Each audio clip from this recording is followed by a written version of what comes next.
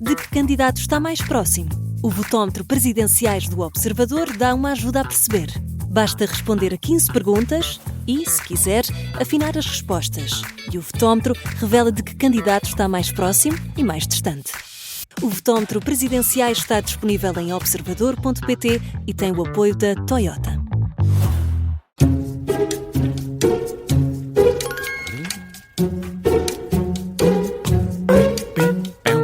Eu adoro esta música. É, não é? Embala bem. Não? Tu queres é música. Na comissão de inquérito de hoje recebemos a bastonária da Ordem dos Psicólogos, Sofia Ramalho. Bem-vinda. Bom dia. Obrigado por estar bom aqui dia. connosco. Veio de propósito do Porto, dizia-nos há pouco. Veio e portanto, regressa. Um triplo, um quádruplo, obrigado. Com Portanto, muito gosto. Ainda por cima no Obrigado. último dia do ano. No último dia mais especial. já conhece o formato e as regras, portanto, se acertar, recebe 5 pontos. Se errar uma das 5 perguntas, não recebe nada. Se acertar e pedir ajuda, 2 pontos. Muito Vamos bem. começar? Vamos começar, vamos a isto. Aqui uma perguntinha sobre... Sim ou sopas? Sim ou sopas, é isso. Até outubro deste ano houve mais ou menos consultas de psicologia no Serviço Nacional de Saúde? Houve mais consultas de psicologia no Serviço Nacional de Saúde se estivermos a comparar com o ano passado, sobretudo. Exatamente. Isso mesmo, Vamos lá. mais 31 mil 5 pontos. consultas. 5 pontos. Já ganhou 5 pontinhos.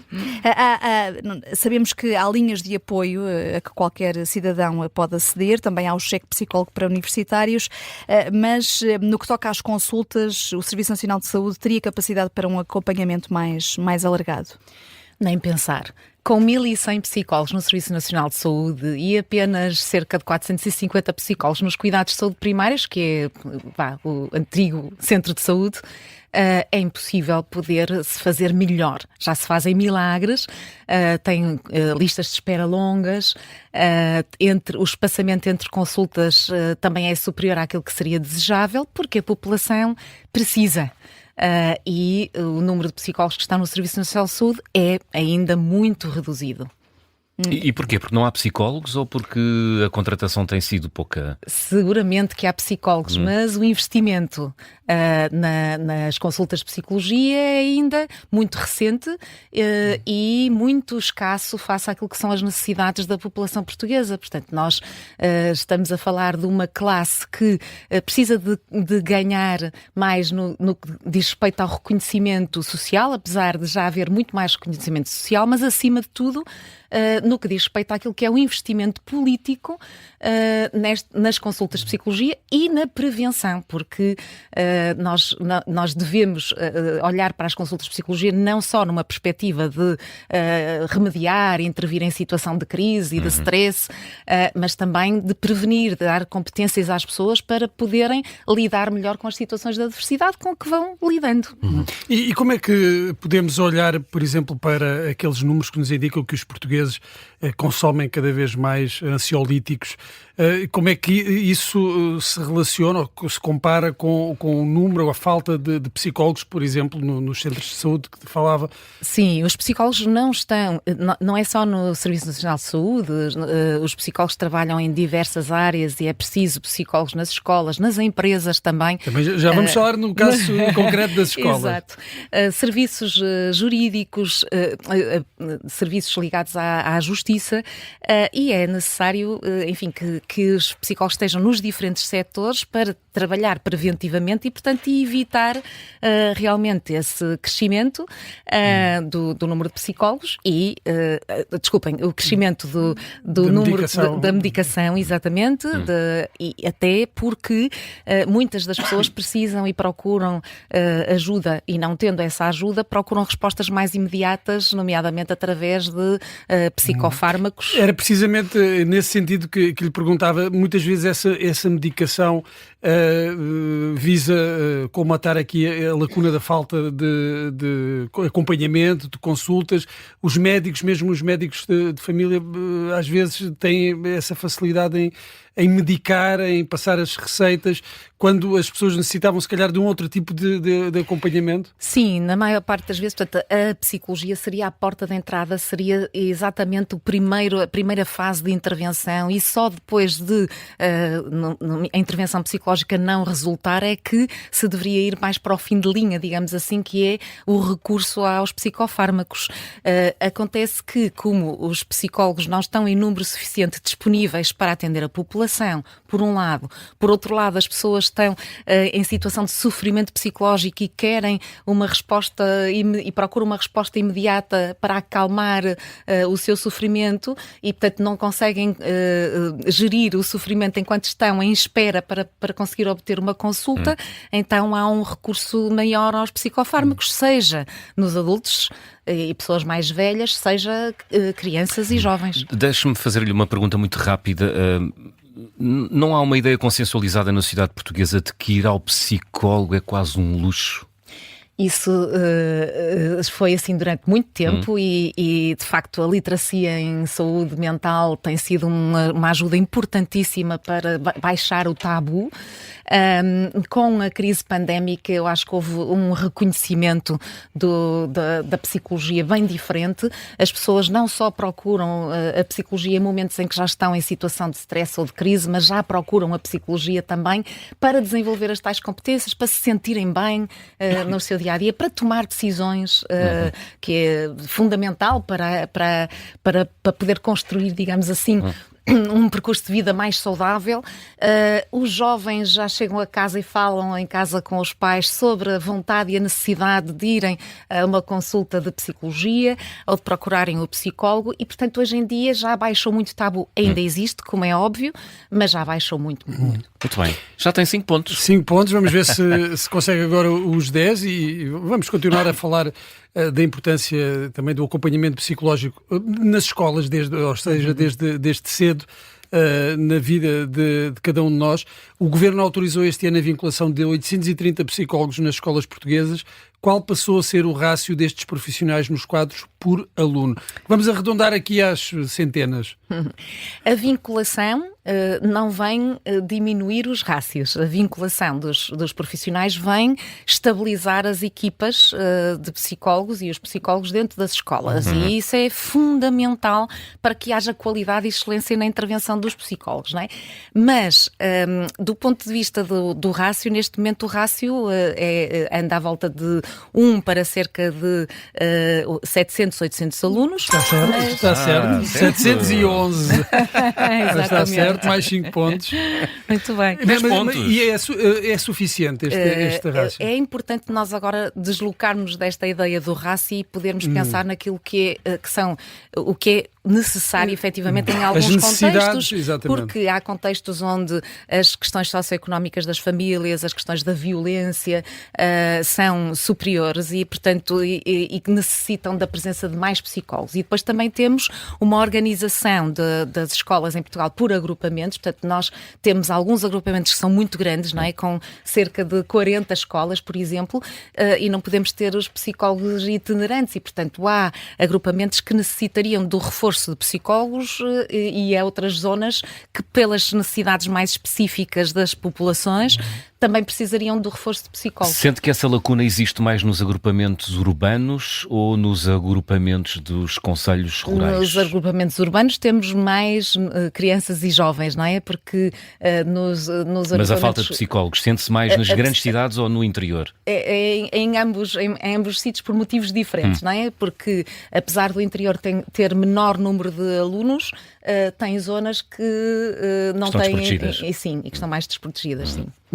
Temos um problema de saúde mental específico entre a população mais jovem e que pode decorrer não só também dos hábitos de vida, mas também até de novos problemas, novas expressões que surgem nos atuais contextos sociais e económicos.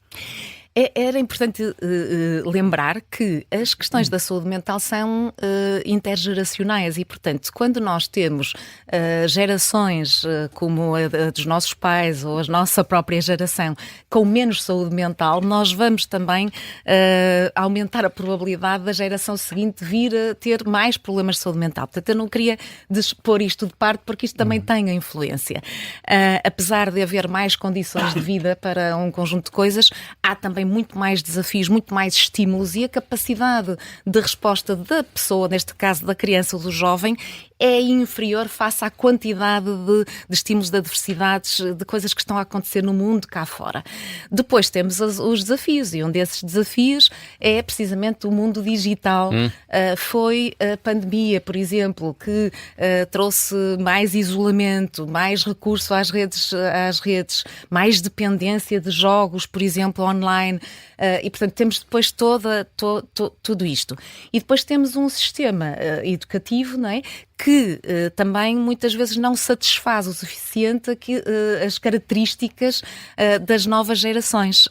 E estas características pedem outras abordagens, porque hoje em dia a questão não está em ser um bom professor no que diz respeito a colocar a matéria, mas sim a forma como ela é apresentada, que é bem diferente daquilo que era. Mas têm de ser sobretudo as escolas a participar nessa prevenção de problemas de saúde mental dos jovens? Tem que ou é um ser. trabalho de todos? É um trabalho de todos, não é? É um trabalho de políticas públicas que necessita de rever a forma como deve priorizar o desenvolvimento de competências que não podem ser só académicas, não é? E que precisa de disponibilizar e trabalhar competências, por exemplo, de sentido crítico, de tomada de decisão, que são muito mais fundamentais do que as competências académicas neste momento, porque eu posso ir a um vídeo do YouTube e aprender do ponto de vista do conhecimento, mas do ponto de vista do saber fazer, sentir, pensar, etc., é isso que agora os professores têm que trazer para as novas gerações. É a ponte perfeita para a próxima pergunta, sendo que já tem 10 pontos. Que país proibiu as redes sociais aos menores de 16 anos? A Austrália. Muito bem. É tudo oferecido hoje. É porque é fim de ano. Mas há outros a dar passos. Senhora Bastonária, a Ordem dos Psicólogos tem uma posição em relação a esta matéria? Em relação à proibição ou não do uso de redes sociais por parte das crianças? Bom, a Ordem dos Psicólogos defende, acima de tudo, o desenvolvimento das competências, por exemplo, da autorregulação. Porque nós sabemos que proibir não vai resolver, enfim, todas as situações. A autorregulação no seio da família, no seio do indivíduo e da escola. Exatamente, a autorregulação. E, portanto, porque nós sabemos que a proibição é um fruto muito apetecido, não é? E que há formas de contornar, e é muito difícil também, por mais que, enfim, ainda estamos a tentar perceber como é que a Austrália vai implementar a regulação do ponto de vista das plataformas, o tipo de informação que vai pedir, nós sabemos qual é, mas como é que protege, digamos, efetivamente os jovens, ainda não sabemos como é que isto na prática vai acontecer. Mas nós sabemos que podermos regular, não termos uma situação em que a proibição vai gerar que quando chegarem, portanto, aos 18 anos, por exemplo, e poderem aceder livremente às plataformas, que de repente não saibam gerir a quantidade de informação, não saibam ter sentido crítico para poder distinguir aquilo que é desinformação daquilo que não é e saber usar de forma... Mas nós estamos perante uma dificuldade acrescida, uma vez que estas plataformas muitas vezes podem gerar comportamentos aditivos. Podem gerar comportamentos aditivos que interferem depois no sono, aliás, na alimentação. são desenhadas para isso. São desenhadas para isso, para criar dependência. Claro. Uma dependência que é do foro sempre emocional, não é? Mas é muito importante que nós possamos regular as próprias plataformas em si. Também criar legislação que permita, de alguma forma, controlar e criar aqui processos não só de transparência, mas também de regularização do ponto de vista legal daquilo que as plataformas disponibilizam do ponto de vista da informação. Portanto, não é só do ponto de vista de quem a utiliza, dos utilizadores, mas também de quem as disponibiliza. Portanto, legislação sobre as plataformas. Exatamente. Mas no caso do que falava da autorregulação, ou seja, dos indivíduos serem eles próprios a fazer essa gestão, a questão do exemplo dos pais não acaba por ser fundamental. Como é que se concilia, por exemplo, um quadro legal de proibição de acesso às redes sociais aos menores, quando os pais depois fazem uma utilização que é um exemplo para os filhos, às vezes excessiva, às vezes também nociva? O exemplo é o mais importante para as crianças e os jovens. Estamos a falar dos pais, mas podem ser quaisquer adultos, não é? Se eu entro dentro de um restaurante e vejo uma quantidade, sou jovem e vejo uma quantidade de adultos a usar o telemóvel, e eu então remeto-me também ao uso do meu telemóvel e, portanto... Nós aprendemos a imitar, não é? Nós aprendemos o ser humano. imitar, sempre a imitar. E, portanto, essa autorregulação não é uma coisa que seja só trabalhável nas crianças e jovens, é muito importante que seja transversal a todos os setores. Nós falamos, por exemplo, da proibição dos telemóveis nas escolas. Durante o período de aulas, só pode ser, por exemplo, utilizado quando saem do recinto escolar. Mas nós não falamos da proibição do uso de telemóveis noutros contextos, onde a relação e o estar socialmente deveria estar livre portanto, desses instrumentos, digamos assim. Por exemplo, quando estamos à mesa num restaurante, quando estamos a assistir a uma peça de teatro, enfim, muitas vezes estamos a ver as pessoas, já nem se percebe bem se estão a assistir realmente ou se estão a olhar para o telemóvel. Os concertos passaram a não ser vistos diretamente, mas a ser gravados, não é? Exatamente, portanto são gravados, a pessoa nem está a ver propriamente o concerto. Não está a viver a experiência, não é? Muito bem. E, portanto, o significado da experiência não se pode perder. O significado é o mais importante, e ele vive-se naquele momento concreto, com aquele conjunto de pessoas que estão à nossa volta, e portanto nós temos que aprender a viver esses momentos. Acho que temos muita dificuldade em fazê-lo. E a sua experiência aqui não está a correr nada mal. O pleno até agora, vamos ver se continua. Esta também é fácil, acho eu. Vamos viajar não para tão longe como a Austrália, vamos ficar aqui pelo continente, para lhe perguntar qual é a barragem mais importante do concelho de Odmira. Reconhece bem? Conheço. O conselho. Conheço bem. Já não foi lá já dar lá trabalhei. Não foi dar umas braçadas nessa barragem. Não fui e preciso de ajuda do público. Então pronto, vamos dar ajuda. 3 opções. A barragem do Funcho, do Odeloco ou de Santa Clara a Velha? Santa Clara. Certíssimo, Santa Clara a Velha. Muito bem, foi durante 2 anos consultora de programas de Concelho de Odmira, com o município. Há um mapa geográfico da saúde mental em Portugal, isto é, incidências diferentes em regiões diferentes? Ou não há nenhuma... Não há propriamente um mapa relação geográfico, porque é muito difícil obtermos indicadores, sobretudo no setor da saúde. Muito difícil, é algo que precisamos trabalhar muito mais, e o Governo precisa de estabilizar, digamos assim. Mas porque não há recolha de dados ou não há tratamento de dados, tratamento e divulgação? A recolha de dados não permite perceber, diferenciar indicadores dentro da saúde mental, que é um campo muito vasto. Mas não é? há recolha, é isso? Há pouca, muito pouca. Ou seja, para os profissionais e para a bastonada da Ordem, não há, olhando para o mapa português, uma incidência... O que nós podemos perceber é, por exemplo, a realidade de Odmira é uma realidade com a presença de muitos migrantes, por exemplo. Conhece bem esse caso, claro. E nós temos, dentro das escolas, por exemplo, de Odmira, muitas línguas diferentes e, portanto, e acima de tudo, línguas que não são, obviamente não são língua portuguesa, mas também nem sequer semelhante à língua inglesa, por exemplo, mas são diferentes nacionalidades e portanto, esta é uma realidade. Nós também sabemos que Odmira é geograficamente bastante disperso e que, portanto, as situações de solidão, as dificuldades de acesso, do ponto de vista de transportes, etc., agravam essas situações de solidão e portanto, nós também temos muito mais situações, não só em Odmira, mas também no interior do país, de maior solidão, sobretudo das pessoas mais velhas. Depois também sabemos que as situações, por exemplo, de suicídio estão mais presentes também nestas zonas mais rurais, e onde a solidão, e menos povoadas, e onde a solidão prevalece. E depois temos as diferenças em função das faixas etárias. Portanto, nós também sabemos que a adolescência e os adultos mais velhos, portanto, são os períodos, do ponto de vista etário, mais vulneráveis para os problemas de saúde mental.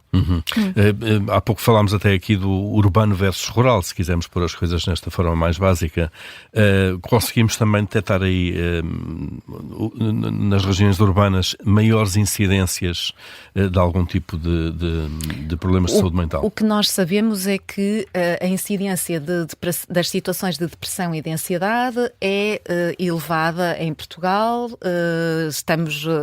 Temos números bastante elevados. Não conseguimos diferenciar muito o interior versus as zonas urbanas, mas sabemos que os desafios são diferentes no interior e nas zonas urbanas. Nas zonas urbanas os desafios são, por exemplo, estarmos com pessoas, mas podermos estar a viver essa solidão na mesma, e esta é uma questão muito pertinente. Também sabemos que os desafios do stress e do burnout também estão mais presentes nas zonas urbanas, e que isso afeta a saúde mental, naturalmente. Claro. Vamos à última questão. Vamos à última.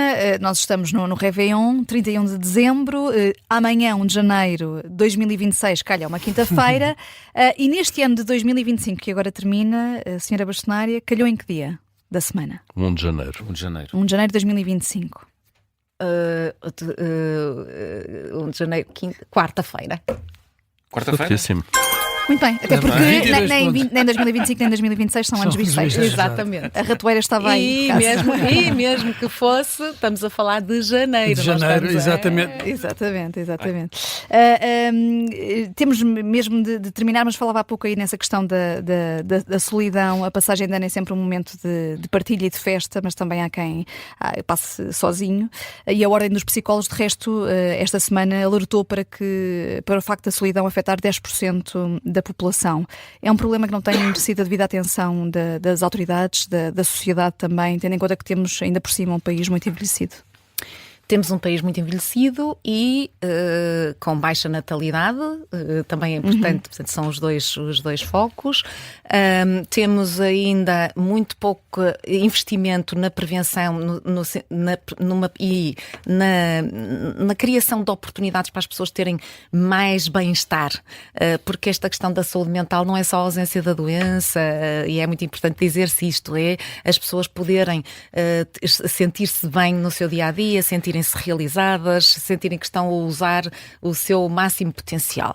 E não tem havido investimento suficiente. Acima de tudo, não tem, estas questões da saúde mental não se coadunam com ciclos políticos ou com ciclos mediáticos, digamos assim.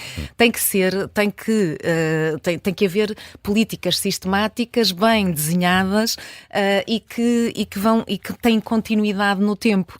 E isto ainda não foi bem pensado, com políticas sistemáticas que não estejam ao sabor, digamos assim, das alterações nas legislaturas e dos ciclos políticos, e sim, é preciso investir muito mais, porque investir em saúde mental é aumentar, digamos assim, aquilo, não só o bem-estar, mas também diminuir os custos económicos e sociais que estão associados. Muito bem, 22 pontos. E agora, pontos. no início de ano, uma dica para que nós possamos adotar no início de ano. Há sempre, vou para o ginásio, vou fazer dieta. Toda a gente faz planos para o ano seguinte e faz revisões de vida, digamos assim, em relação ao ano transato.